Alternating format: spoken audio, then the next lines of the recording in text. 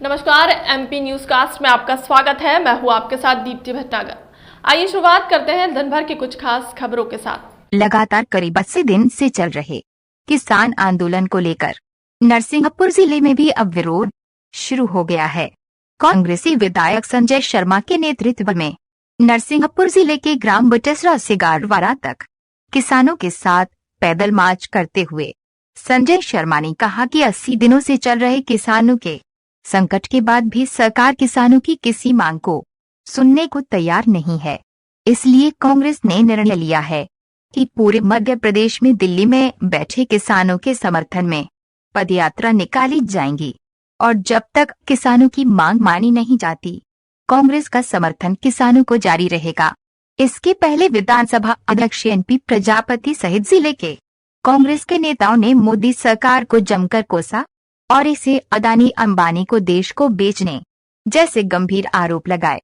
राजा जी, दिग्विजय सिंह जी, सभी अध्यक्षगण, किसान कांग्रेस के अध्यक्ष आदरणीय संतोष पटेल जी, महिला कांग्रेस के अध्यक्ष विधायक महोदय गाड़ावारा विधायक इंदिरा पटेल जी का स्वागत करें।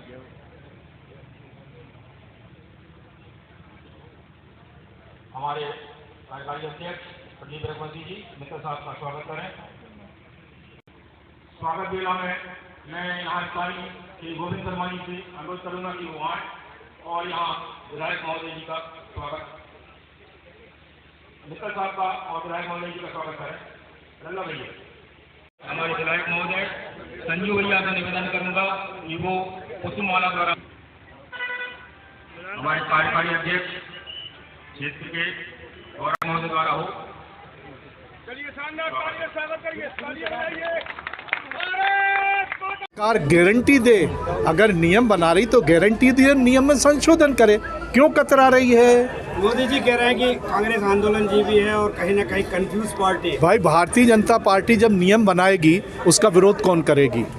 जब कांग्रेस पार्टी कोई नियम बनाती थी तो भारतीय जनता पार्टी विरोध करती थी।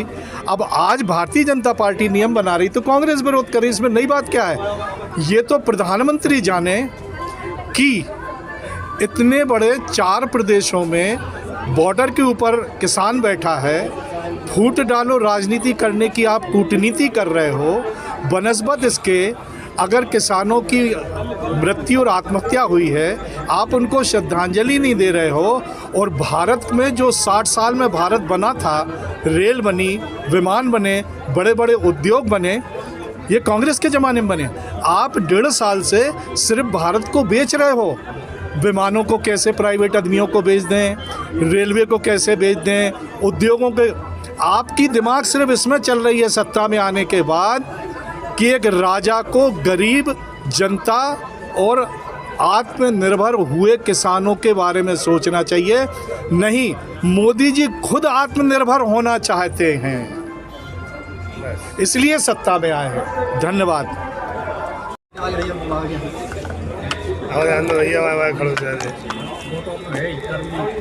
भैया, आपके नेतृत्व में पैदल रैली निकाली जा रही है बटेसरा से सिहोरा से गाड़ावारा तक किसानों के पक्ष में, क्या कहेंगे? क्या है इसका? देश में जो किसानों के ऊपर इतना बड़ा संकट है, वो केंद्र सरकार लगातार 80 दिन हो गए, उसके बाद भी किसानों के पक्ष में कानून बदलने तैयार नहीं है। इसलिए मध्य प्रदेश में पूरी कांग्रेस ने मिलके ये आंदोलन की उन किसानों के समर्थन में जो दिल्ली में बैठे हैं, वहीं अपने अपने ज़िलों से उनके समर्थन में पैदल यात्रा करके उनका समर्थन कर रहे हैं कि उनकी मांग जल्दी पूरी हो। इसके लिए हम लोग साथ में हैं। यात्रा कहाँ तक जाएगी? अभी तो गाड़ावारा की है 2 दिन की, इसके बाद जिला मुख्यालय की होगी और आगे जो नहीं होगा आंदोलन, वो अगर इन्हें वापस नहीं लिया कानून तो दिल्ली तक भी जाएंगे। किसान लेकिन लगातार जो है वो दूरी बनाए हैं राजनीतिक दल से, राजनीतिक दल स्वयं आगे आ रहे हैं, क्या कहेंगे? राजनीतिक दल मध्य प्रदेश में सबसे बड़ा विपक्ष कांग्रेस है।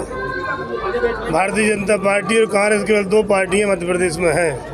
तो हम लोगों का सब यहाँ जितने लोग आपको दिख रहे हैं सब के पहले किसान हैं, फिर किसी पार्टी के नेता हैं। तो हमारी उत्पत्ति किसान के घर से हुई, हमारा जन्म किसान के घर में हुआ है। तो हमारा पहला धर्म बनता है किसी पार्टी में रहें कि पहले किसान के पक्ष में हमें खड़ा होना, उनकी वोट से हम विधायक बनते हैं। और ऐसे जितने भी नेता किसानों की वोटों से बन रहे हैं वो जो उनके साथ खड़े नहीं होंगे, इसके परिणाम आने वाले समय उनको देखने मिलेंगे। कुछ समझदार लोग थे जिनने इस्तीफा दे के और किसानों के साथ अनशन में बैठ गए दिल्ली में।